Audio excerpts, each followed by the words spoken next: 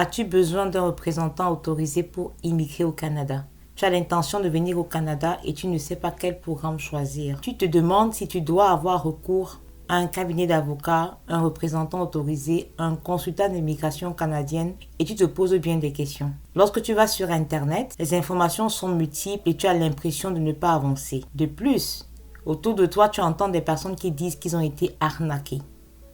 Et tes inquiétudes augmentent jour après jour.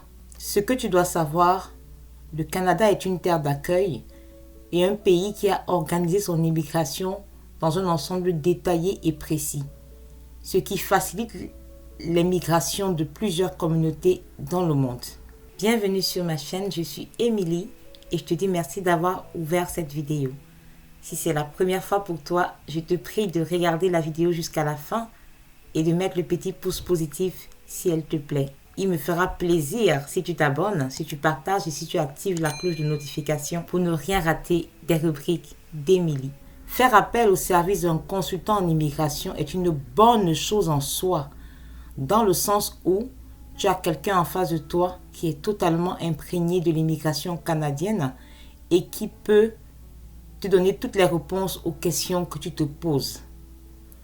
Tu as en face de toi une personne qui peut t'accompagner dans ta procédure du début jusqu'à la fin, qui peut être avec toi lors de ton arrivée au Canada et ensuite te guider dans ton installation. Si tu décides de faire recours à un représentant autorisé, tu dois être prudent. Tu dois savoir s'il est autorisé. Cela signifie qu'il a un permis pour exercer et prodiguer des conseils. Car selon le gouvernement canadien, si tu choisis un représentant rémunéré qui n'est pas représenté, il peut retourner ta demande ou la refuser. Tu dois faire attention à la fraude. Je te prodigue un conseil. Méfie-toi de tout ce qui semble beau pour être vrai. Méfie-toi des représentants qui t'encouragent à inscrire de faux renseignements dans ta demande. Tu dois savoir qu'il est défendu par la loi canadienne et cela peut entraîner un refus à ton arrivée. Il est important pour toi de ne pas signer un document qui est vierge. Ne signe pas de formulaire ou des documents que tu ne peux pas lire. Si tu ne comprends pas, il faut demander à quelqu'un de te les traduire. Assure-toi d'obtenir des copies des documents que ton représentant remplit pour toi. Attention, chaque fois que tu vas payer un représentant, tu dois obtenir un reçu signé, daté et avec en tête. Je te conseille de protéger ton argent en sachant que le gouvernement canadien ne téléphone à personne pour demander de l'argent dans un compte bancaire personnel.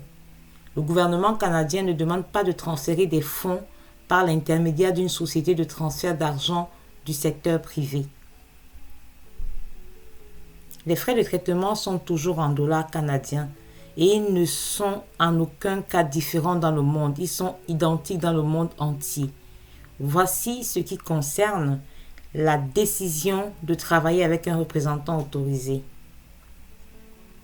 À mon avis, toute personne est libre de faire un choix, de prendre un représentant autorisé ou de faire ses démarches d'immigration tout seul. Si tu as les moyens de te payer un représentant et que pour toi c'est la meilleure chose à faire, fais-le tout en faisant attention. La liste des représentants autorisés du Canada est connue.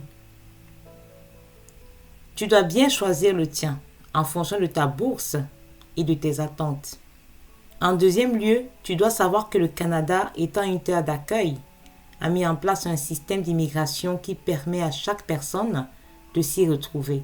Le gouvernement du Canada traite tous les demandeurs de la même manière, qu'il ait recours ou non au service d'un représentant. Dans la plupart de mes vidéos, je te parle de lecture. Je te demande d'aller chercher l'information, de regarder mes vidéos sur YouTube qui te parlent de la vie d'ici au Canada, d'aller dans les sites de tourisme, de savoir quels sont les sites officiels du Canada, quels sont les sites officiels pour chaque province. Il faut que tu saches que tous les formulaires et les renseignements dont tu as besoin pour présenter une demande d'immigration au Canada sont offerts gratuitement. Si tu suis les instructions et les étapes du guide, tu peux remplir ta demande et la soumettre toi-même. Dans les sites officiels de chaque province, tu trouveras toutes les informations.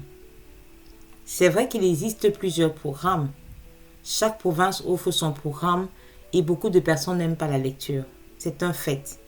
Mais si tu n'as pas les moyens de te payer un représentant autorisé du Canada, tu dois apprendre à aimer la lecture, apprendre la bonne information et surtout de ne pas tomber dans les pièges. Parce que les pièges, ils viennent pas seulement des représentants. Ils viennent aussi de toi qui remplis ta demande, qui l'envoie alors qu'elle n'est pas complète, alors que les documents à l'intérieur ne sont pas lisibles par exemple. Dans ce cas-là, tu perds de l'argent et tu perds ton temps. Je t'invite à te renseigner méthodiquement en faisant attention aux informations, où tu vas les chercher et comment les chercher. Comme d'habitude, je vais te laisser ici le lien qui va te servir. Il s'agit du lien des représentants autorisés du Canada. Dans ce lien, il y a des informations des personnes qui peuvent te représenter. Consultants, avocats, du barreau, notaires et bien d'autres. Sur ce, je te laisse en espérant avoir bien répondu à la question que tu te posais de savoir si tu dois prendre un représentant ou si tu dois faire des démarches par toi seul. Fais-moi savoir en commentaire quel est ton avis.